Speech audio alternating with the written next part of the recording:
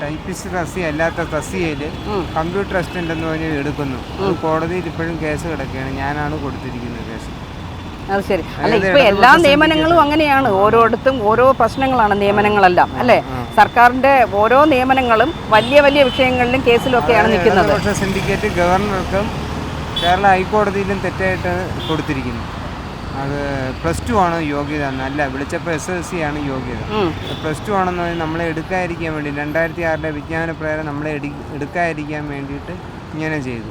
ഇത് സർക്കാരിന്റെ മുന്നിലോട്ട് കൊണ്ടുവന്നിട്ടുണ്ട്. കേസ് നിലവിലുള്ളതാണ്. സർക്കാരിനെയും കക്ഷി ചേർത്ത് കേസ് കൊടുത്തിട്ടുള്ളത്. എന്നിട്ടും നിയമനം നടക്കുകയാണ്. കമ്പ്യൂട്ടർ അസിസ്റ്റന്റ് എന്ന് പറഞ്ഞ് എടുത്തുകൊണ്ടിരിക്കുകയാണ്. ടൈപ്പിസ്റ്റ് വേക്കൻസി അമെൻഡ് ചെയ്തിട്ടില്ല. എന്തോ ഗവർണർക്കും കൊടുക്കാൻ തയ്യാറാക്കി വെച്ചിരിക്കുകയാണ്.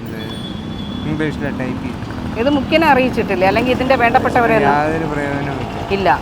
ഇങ്ങനെ കേസ് നിലനിൽക്കുകയാണെന്ന് പറഞ്ഞിട്ടും അത് അറിയിച്ചിട്ടില്ല. നമ്മൾ അറിയിച്ച ഇവർ തരികിട കളിക്കും, അതുകൊണ്ട് അറിയിച്ചിട്ടില്ല. അമെൻഡ് ചെയ്യാതെ എടുക്കാൻ ഇപ്പം ഡിവിഷൻ ബെഞ്ചിൽ കൊടുത്തിരിക്കുകയാണ്.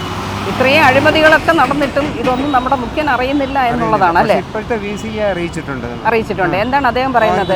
അദ്ദേഹം പറഞ്ഞ് കേസ് സ്പീഡപ്പ് ആക്കാൻ പറഞ്ഞു. കേരള ഹൈക്കോടതി കേസ് സ്പീഡപ്പ് ആക്കാൻ പറഞ്ഞിട്ടുണ്ട്. എന്തായാലും നമുക്ക് നോക്കാം, അല്ലേ? കാരണം ഇതുവരെയും PSCയിൽ റാങ്ക് ലിസ്റ്റിലുള്ള കുട്ടികൾ ഒരുപാട് ഇവിടെ വന്ന് മുട്ടുകാലിൽ നിന്നതൊക്കെ നമ്മൾ മറന്നിട്ടൊന്നുമില്ല, അല്ലേ? അപ്പോൾ അതുകൊണ്ട് സർക്കാരിൻ്റെ 3ാം തുടർഭരണത്തിൽ ഇത് ആഗ്രഹിക്കുന്നുള്ളവർക്ക് തുടർഭരണം വരട്ടെ എന്നുള്ളതാണ്. ഇല്ലെങ്കിൽ ഒരു മാറ്റം ഉണ്ടാവട്ടെ എന്നുള്ളതാണ്, അല്ലേ?